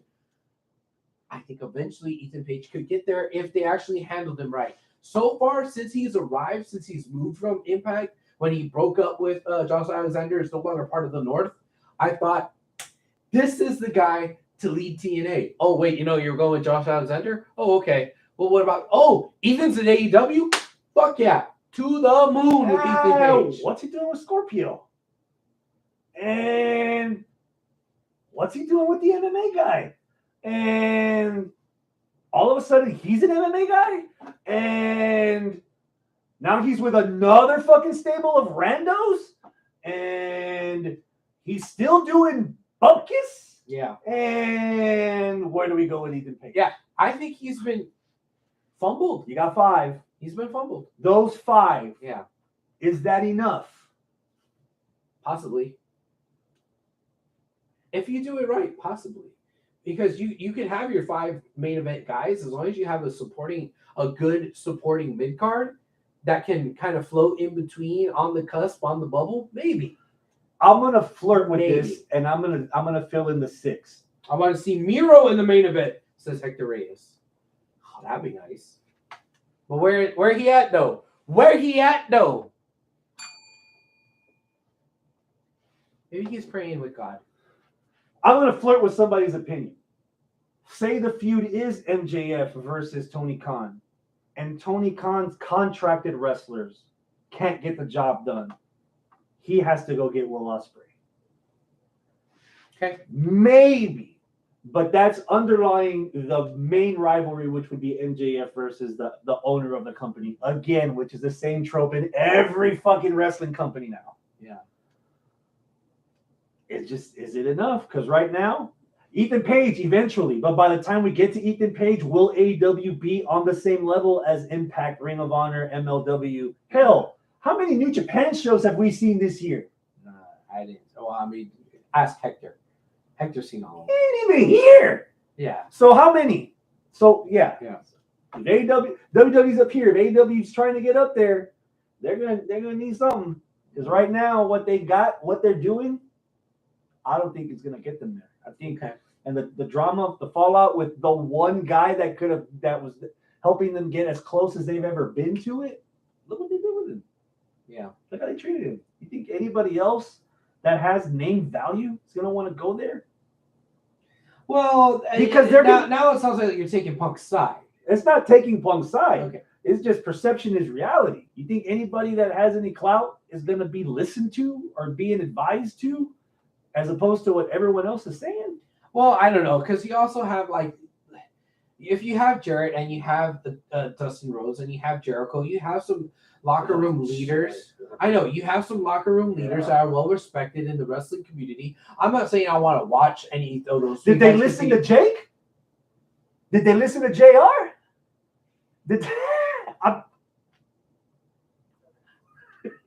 I don't know, man. Did they listen to Arn? No, but Arn was crazy. Did they listen to Cody? That's the one. That's the one that's probably the most damning. Yeah. Hollow 8, you're at a 7. Yeah. The only thing that's whetting my appetite a little, tomorrow night, Rampage, Lee Moriarty versus Hook for the FTW title. Okay. 8.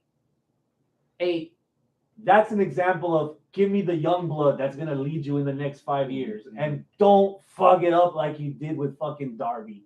Or don't let it get out of hand like they did with Sammy. I got Hook winning. But I hope Hook wins that. Yeah. So here. All right. We're halfway. We're more than halfway there, but we're gonna fill in some blanks here. Something's happening on Sunday. Sunday. We're gonna run through it real quick. Sunday. Yes. Okay. The historic crossover between New Japan and Stardom. Oh. United Nations 6-man tag. Jeff Akaba. Yeah. Great O'Khan. Aaron Henare against Chaos. Kazuchika Okada. Toru Yano, the Great fucking Muda. Okay. Give me a number. 7. 8.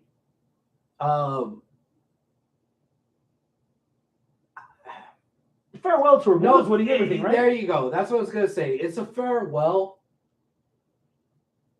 That doesn't get me too excited because I don't think that there's going to be a lot that we're going to see that's going to be like, oh my God, this is so amazing. Yeah. It's more about the nostalgia and the feels and the farewell. And I'm going to be honest. Muda may have been a little bit before my time as a wrestling fan. Gotcha. Just a hair. Yeah. Just a hair. Because, David, you remember David, David Million? That was his favorite wrestler. But he was just a hair older than me, you know, and older than you. He was just a little bit. So that's who he liked growing up, and I was like, oh, okay. I don't know who that is, but then I caught up, and I was like, all right, he's cool, but he wasn't anything like, oh my god, revolutionary. Because by that time, I was already watching fucking Tajiri do the same damn thing, right? Yeah. So it wasn't like as spectacular for me. No disrespect. It's just I'm not as excited for it. So it's not appointment viewing. We'll get there, Hector. We'll get there. Don't look down. Oh. Co-main event. Will Ospreay defends the U.S. title against Shota Umino. Okay. 8. 6. Bump that up. Yeah, I'm at an 8. Okay.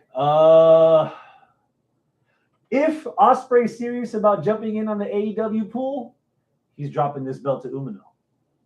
Really? I think Umino could do it. The belt would benefit Umino a lot right now. Is Umino there?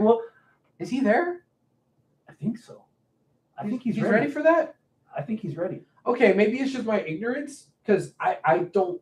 The last time I knew anything about Umino, he was like kind of on the come up. I don't think he was ready. Just as he was about to get ready, he got hurt, and that was when he was Moxley's number 2 as Death Rider. That's what it was. Yeah. That's what it was. So, okay, if he's ready, he's ready. The main event. This was the name that stumbled me last week. The young, talented Japanese wrestler Mayu Iwatani. She was at G1 Supercard. That's how I first knew about her. Okay. She is wrestling Kairi Sane. Yeah. This is the finals. The winner becomes the first ever New Japan Women's Champion of this era. Okay. I'm at a 9. I'll be in at an 8.5. Mostly because I don't know what we have with what was her name? Iwatani. I don't know what we have with her. Yeah. I have Iwatani winning this. Okay. Now you can read the last thing in the chat. I have Sasha showing up on the show. That's what Hector says. Yeah. Sasha Banks. Mercedes Verano. Yeah. Right? Or what's been trademarked as of last week, Mercedes Monet. Yeah. Monet. So like Monet Exchange, but not Monet Exchange. I'm going to give New Japan this much credit. If they're ending the show with the inaugural women's championship match, I'm giving them enough faith that the co-main event, the second to last match of Wrestle Kingdom this year, will be Iwatani versus Mercedes Varnado for the women's title. Varnado. That's her actual name. Varnado. Okay. Well, no. That'll get Monet. Every year, New Japan tries to do something to get us filthy Americans to watch. Filthy Americans. You get somebody that's been on WWE. You get somebody that's been on Star Wars programming as a co-main event for your New Japan show. You're going to get a lot of attention. Yeah, that's probably. You're going to get a lot of attention. And Sasha's going to keep doing these shows, autograph signings up to this show to spread that around. Yeah, this is a big fucking deal. We got to start at the foundation. I've got Iwatani winning. This probably might be the actual match of the night, and I'm saying that with Will Ospreay getting a 5-star match over Tetsuya last week. Wow. Okay. So you're not only predicting that she's showing up, having a match, and it being a banger. Who?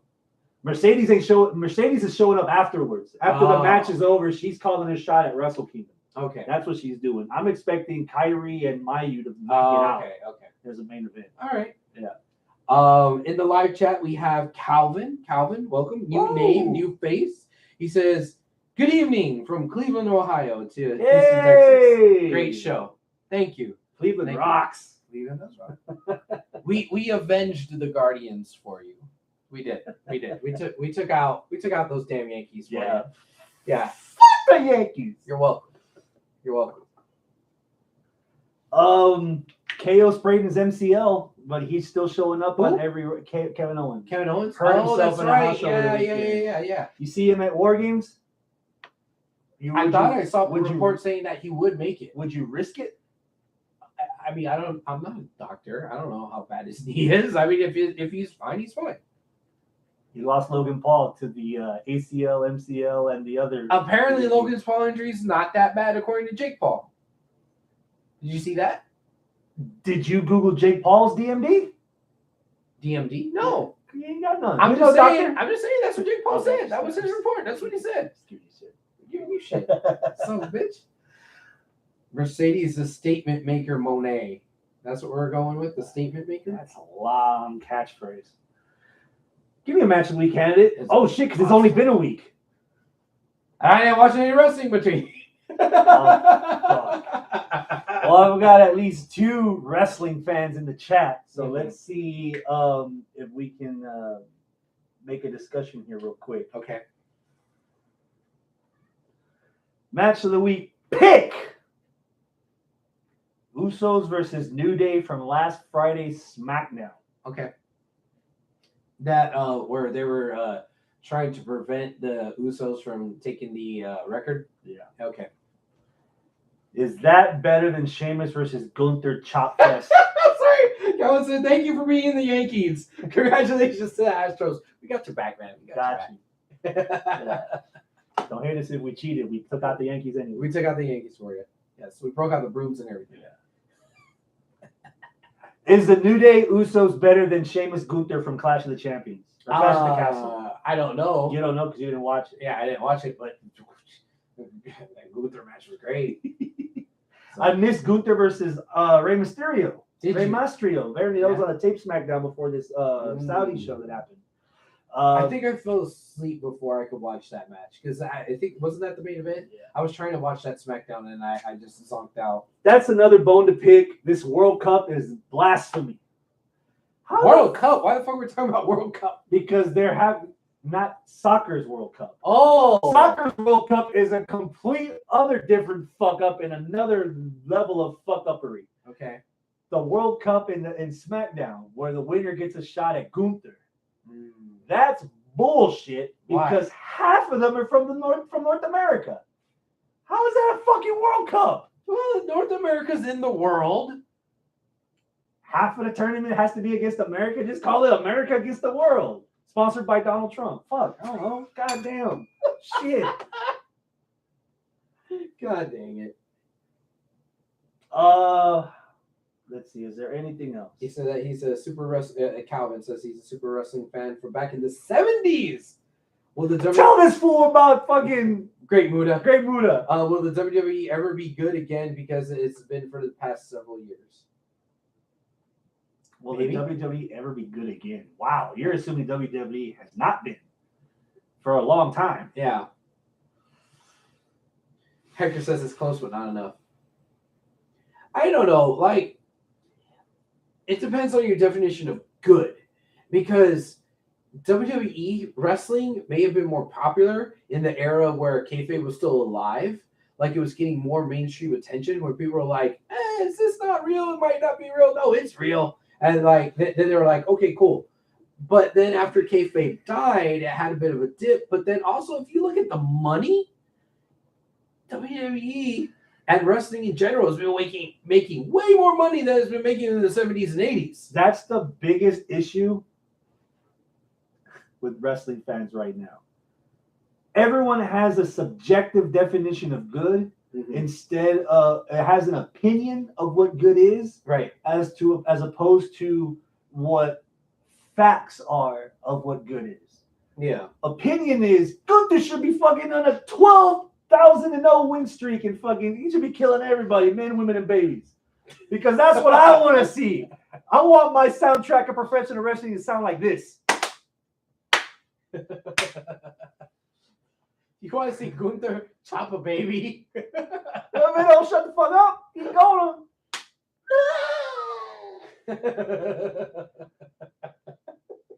Would WWE have gotten $10 billion from Saudi 10 years ago, 20 years ago, 30 years ago? And they had Shiki baby. Would WWE's television distribution gotten as big 10 years ago, 20 years ago, 30 years ago? Merch sales. Are they selling more merch now than they did Attitude Era, Bret Hart, New Generation Era, Hulk Hogan era, fucking before Hulk Hogan, from the Golden Era. Yeah. Golden Era. Are they making more money? It's our opinion is subjective. What counts in business is the numbers, and if the numbers is what record sellouts in stadiums. They're doing more pay-per-views in stadiums. They're selling more tickets in stadiums. They're selling more merch at arenas. They're doing more shows. They're coming back from COVID. I know COVID was a huge ass speed bump or a Mexican brick wall, which is the same if you go to Mexico. There's been a lot of things in the way, but I think the renaissance of our freedom from COVID's restrictions, I think WWE as a business has been better than it is now. Right. Booking, we got to wait and see because we're in a new generation with Vince McMahon gone. And then you talk about all the subjectivity. You could also go back and talk about like the actual in-ring work too. If you don't want to look at the numbers in the business and the money and all that, right? Like if you go and you watch like a show that was taped from like, I don't know, the Houston Coliseum and Paul Bosch, right? You look at like one of those cards. JYD versus $1 Million Man in a steel cage. Yeah, that was good. But if you look at those matches, they didn't do shit. Neither one of them left their feet except for maybe once. And then when they did, it was like, oh my God, it was a body slam. Ooh. Did you know in the 60s a hamburger consisted of meat and bread? That was it. A hamburger? Yeah. Yeah, meat and bread. Now, we put all kinds of fuck in that goddamn in between the buns. Yeah, your ketchup, your mustard, your mayo, your lettuce, tomato, pickle, onion, bacon, avocado, barbecue sauce, onion rings, onion straws, hot Cheetos. What? I started the what's too late. Gold flakes. What? Truffle oil. What? Sesame seeds. What? Mushrooms. What? Chicken. You put chicken on a burger. You put chicken in a burger. You put macaroni and cheese on your goddamn burger. You toast the buns with a mini torch. Yeah. It's like, yeah, so you can't have the standards of meat and bread when now it's like 40 fucking flavors. Burger King's advertising is like you can have 161,000 different combinations of your way. Yeah. You can't have those kind of standards when it was just this here. That's the same thing with wrestling. Yeah. You can't compare fucking the Young Bucks against the Golden Lovers against the Horsemen and Magnum TA and fucking Ole Anderson. You can't. Yeah. It's completely fucking different. Yeah. So it's a lot of that subjective. It's hard to dictate what should be the fact as opposed to there's so much fucking opinion and conjecture because it's just, and with that, we're gonna wrap up with the message that was sent earlier in our group chat because we need to expound on this. Somebody sent us this picture in our group chat. I'm not gonna say any names. Pick one team to keep. The rest are gone from memory. 4 Horsemen, Hart Foundation, NWO, D-Generation X, Evolution, The Shield. Keep one. The rest are erased from history. You said NWO. Why?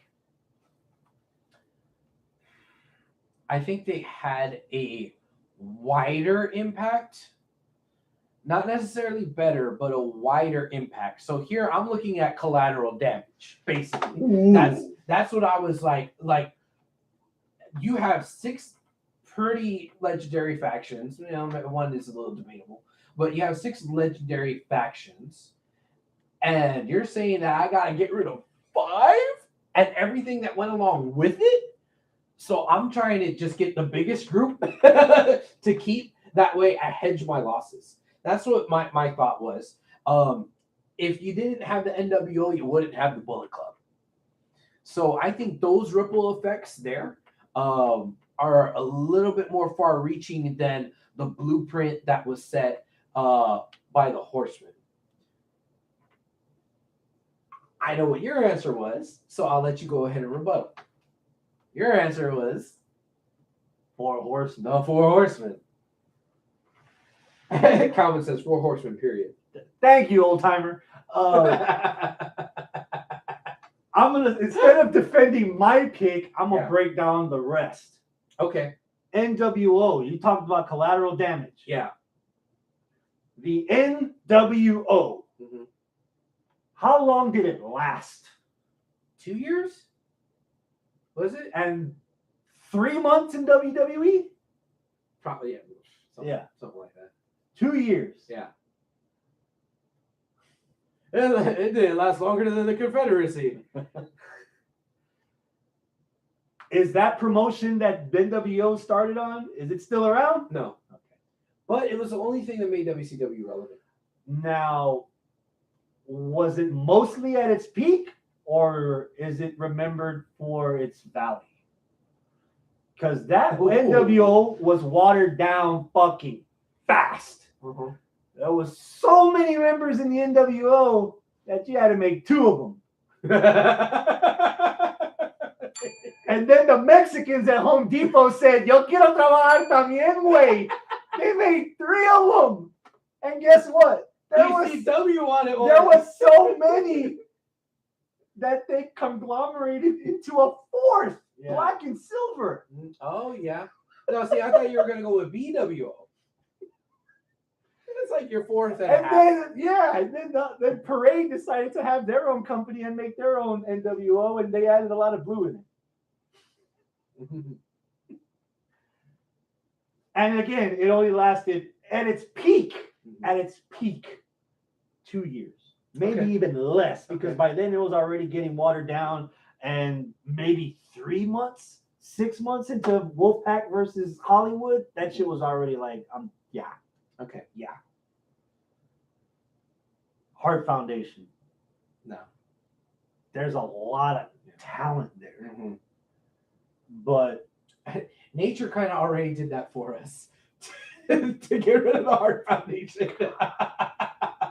Damn, that was fucked up to say. This coming from the biggest Bret Hart fan. I love Bret so much. But yeah. If Bret Hart heard you say that, I know. You would eclipse Goldberg as Hart's biggest nemesis ever. Objectively, though, I see the Heart Foundation being more derivative of the 4 Horsemen. Yes. So I don't think you can. They're a great cover band of the 4 Horsemen. Yeah, I don't think you could get rid of the 4 Horsemen and keep the Heart Foundation. I don't think that's fair. Even though maybe some of my argument against keeping the 4 Horsemen would have been, they probably weren't the first tag team. Not handyman. What do you call them? Mechanics? Yeah, a tag team, then a mechanic, then a main eventer, right? Like that formula is so good, but I don't think that they were the first, and they weren't the last, and I don't think that they revolutionized anything. Maybe they perfected it, and they were the best at what they did, being the Horsemen. But if you want to knock the NWO for how many iterations it had, you got to do the same with the Horsemen. I mean, come on. Mongo was a fucking Horseman, right? And there wasn't 4 Horsemen. There was like 16 Horsemen. Like, to be honest. We'll get to the Horsemen, because I thought you were leaning towards the other team. Okay. Because there's several iterations of D-Generation X. Oh. And a lot of that is very inconsistent. Yeah. DX, at the most memorable, has always been Triple H, Shawn Michaels, Chyna. How long did that last? That was probably less than a year with just them 3. That was 9 months. Yeah. That was 6 months. That was from October, from In Your House D-Generation X till WrestleMania. That was like 6 months, and then Shawn left because his back was fucked. Yeah. And then Triple H had to rebuild it. With Pac and New Age Outlaws. New Age Outlaws, yeah. Which that was my favorite iteration. And then how long did that last before Triple H turned on him and joined the corporation? That was so dumb. Yeah. And then they tried to tease it when Shawn first returned to the company and do the reunion, and then Triple H turned his back on him, and that's how we got the match at SummerSlam, the street fight. And Shawn had his main event run on his own. And then they teased DX, and they did it against the Spirit Squad, and then that was it. Yeah. And then they do reunions now? If we are going to compare the Horsemen and the Heart Foundation, as the Heart Foundation means derivative of the Horsemen, I think, as much as I absolutely love DX, I think DX is kind of derivative of NWO. Yes. So if I had to pick, I would pick NWO over DX. I think my dark horse, my close number 2, would be Evolution. That's Hector's pick. Because of what they produced. That's also what Hector says.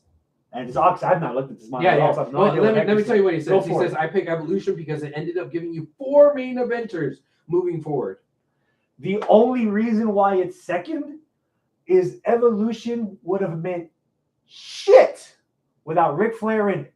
And the reason Ric Flair added value Because of the 4 Horsemen. This So was Rick redoing the Horsemen in a different image in WWE. Yeah, yes. I agree there too. So that's the only thing that's keeping me from Evolution as a second. But goddamn, it's a good argument. Yeah. Because that was probably the first time that it solidified me as me believing Triple H as an actual heavyweight champion. The runs he had before, him with Ric Flair, I'm associating Ric Flair as legendary, as 16 world champions, and Triple H has been a consistent champion for at least over a year. He had year runs, at least. Like Ric Flair used to back in the day. All right, Triple H, I'm not fucking with Triple H no more. I believe Triple H. They pulled out rookies. Batista turned him into a superstar, turned him into multiple-time world champions. Third generation Randy Orton, still wet behind the ears. They even feuded in between each other because Orton won the belt that Triple H had and wanted. Triple H wanted it back at the cost of Randy Orton. So they produced fucking diamonds, just like they said they would. Something that you could argue about Evolution over the other 4 teams that we've talked about is I don't think that there was any other weird iterations. I think Evolution was always just was. 4. Always was. It was just them 4. I mean, yeah, sure, they like had the famous breakup, but there was never like, oh, we're getting back together and then we're bringing in Bart Jindrak. Yeah, they weren't doing that. Now, I mean, you could say that when you had good segue here. When you had Evolution versus the Shield, you had Blue Tista. That was the only time. But even then, it wasn't a new iteration of them. It was the band minus a drummer. You know? Yeah. So it was them. So it wasn't like, oh, new members and different configuration and this and that, like you did with the NWO, like you did with the Horsemen, like you did with the DX. Not so much with Heart Foundation, maybe. Oh, yeah. But then, okay, good segue. Sierra, Hotel, India, Echo, Lima, Delta, Shield. God, it's been so long. Yeah. Especially when Travis was in the middle and we'd all go, fuck me, dude. Yeah. Good night, Calvin. Thank you for joining us. He says NWO would be his second. Shield might be a close third, again, because of what it produced. Mm-hmm. All 3 of them have been world champions. Mm-hmm. All 3 of them are champions now. Mm-hmm. Probably the best they've ever been. Mm-hmm. Moxley, Ambrose, his title reign was they struck when the iron wasn't as hot. They could have given it to him at the Royal Rumble when it was him and Triple H as the last 2. They could have given it to him at Elimination Chamber when it was in Corpus. And when they finally gave it to him, Seth Rollins winning the way he did the first time at WrestleMania. Yeah. Roman right now, that's why there's no one sitting here, because the head of the table one day will come. We acknowledge the existence of the head of the table, no matter the size, no matter the location. And Rollins right now is like the second coming of Seth Rollins' Shield. Yeah. Did they have enough talent to work with to put them at the level of 4 Horsemen? Did they have the longevity? Did they have the cohesiveness? They brought them back for a farewell run because they knew Ambrose was leaving and WWE wanted to milk that cash teat just much more. One thing that's interesting about them is how small their stable was. It was just the 3 of them. And fit an angle every now and then. Well, that's what I was going to say. You haven't had any different iterations except for the one time that you had Kurt show up and Kurt was still Oh, you can't. But at that one time, that fan from Houston walked with them, and he was also. Was that the same guy who tried to hug out Tuve? I don't think so. Well, he's batting 500. Oh man. Yeah, that was fun. The Horsemen because quality. I think when you think of Horsemen, your first thought isn't, and I don't mean this rudely, your first thought of the Horsemen isn't Mongo or Pillman or Malenko or even Benoit. Yeah. You think of Horsemen, you think of Arn Anderson, Ole Anderson, Tully Blanchard, Ric Flair. And Magnum TA. Magnum wasn't in there. No. That was the rival.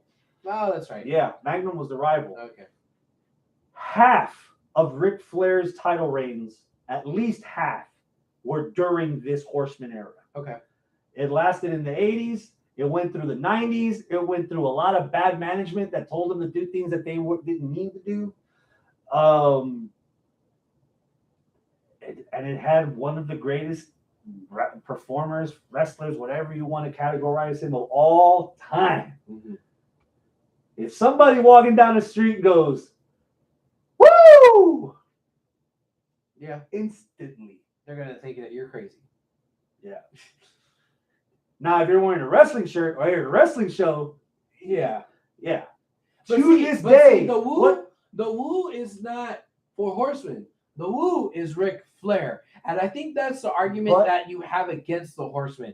Because it's, no disrespect to Ole, but nobody knows who the fuck Ole Anderson is. Like, the only reason why people know who the fuck Ole Anderson is because it's easy to remember because of Arn Anderson. Because Arn Anderson had some staying power, right? Tully, okay, but the reason why people remember the Horsemen is because of Flair, right? That's the argument against the Horsemen. That it didn't produce like the Shield or like Evolution, where everybody went on to be champions. Everybody went on to be relevant. It was just one guy that was relevant coming out of it. Was there a group before the Four Horsemen that you can think of? I don't know. I don't think so. Maybe there was. Was the Freebirds before the Horsemen? I don't know. But even then, they were a tag team that just happened to have a. There were several people in the Freebirds also. Yeah. So Four Horsemen perfected the template that every other team after that, in some shape or fashion, followed. Again, I don't think that they invented that template. They perfected, but they probably perfected it. Yeah. And it just lasted for so much longer. It has to be Horsemen. Okay. And that's my pick. I could be wrong. Right. There's some good options out there. Yeah. Try to debate it as best we can. God damn it, Arnold. Was it Arnold? It was Arnold. It was Arnold that sent it. Even when he's not Arnold. What was Arnold's pick? He was on that pick the Shield, right? Yeah. He picked the Shield. Imagine a world where we don't acknowledge the tribal chief, he said. I just acknowledged him. Well, imagine a world where you did it. Well, I can't.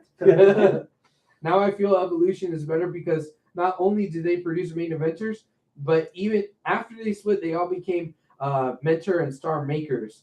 Other than Rick, what did the other members do? Nothing.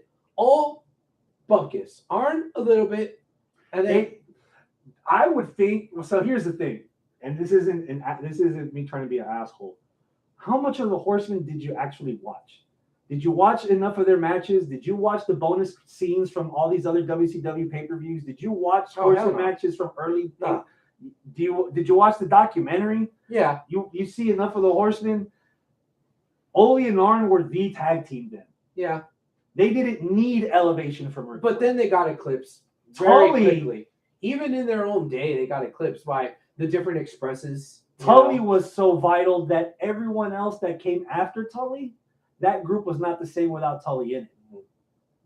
And Rick, I think the group elevated Rick, and in turn it elevated everyone.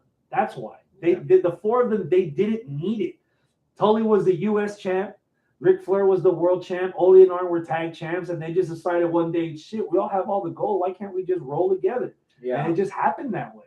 Yeah, So it's just that's why I'm sticking with the Horsemen. Cool.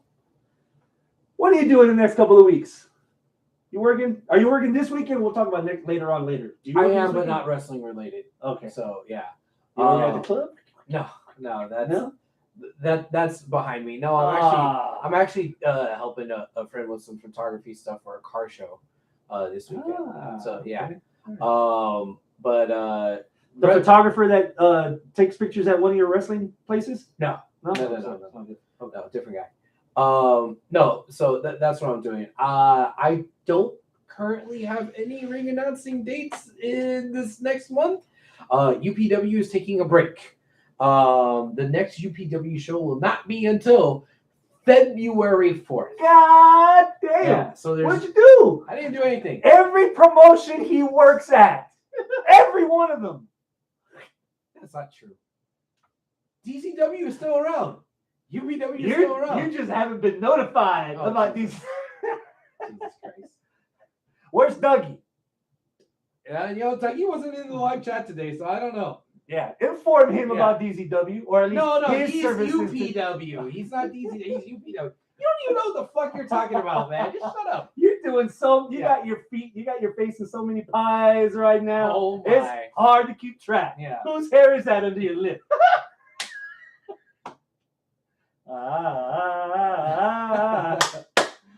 So anyway, yes, next UPW show will be February the 4th. There is no December or January date. We are taking a bit of a break for the holidays. I was about to say they're afraid of the cold. Yeah, we can't run. UPW's on ice. UPW's DZW. on ice. I don't know. They're doing stuff. I don't work for them anymore. What? Yeah, I haven't worked for them I haven't announced them for like 3 months. Dang. Yeah. Fuck you, UPW. Shit. No, DZW. You keep getting them confused. You don't know what the fuck you're talking about. But yeah, that's that as of right now, that's it. So I'm gonna put you on the spot. What? Tuesday, Thanksgiving early in the afternoon, Friday, Saturday morning, or Saturday afternoon, because I work. What about these days? Spin it out. Which do you want to record our preview episode of Survivor Series? More games. God damn it. And then you get a weekend off before we come back for Final Battle. Don't you miss the old days? This is why you took a break, didn't you? I had to get back with you on that because I currently am not even sure what my Thanksgiving plans are, to be honest. I had to get back with you on that. I don't know. Would you like to record a dark match for Survivor Series if that option is available to you? We'll figure it out. We'll figure it out. Hector, tell us when you're available for the end of the year, Bukaki. Yeah, Arnold. Yeah. I don't think Arnold's in the live chat. Somebody's got to take pictures. Yeah. What? What? All right. Like 3 ways, somebody's going to be left out. Oh, my God. All right. So that's it. That's our show. That's it. Adios, my friends. Keep it classy.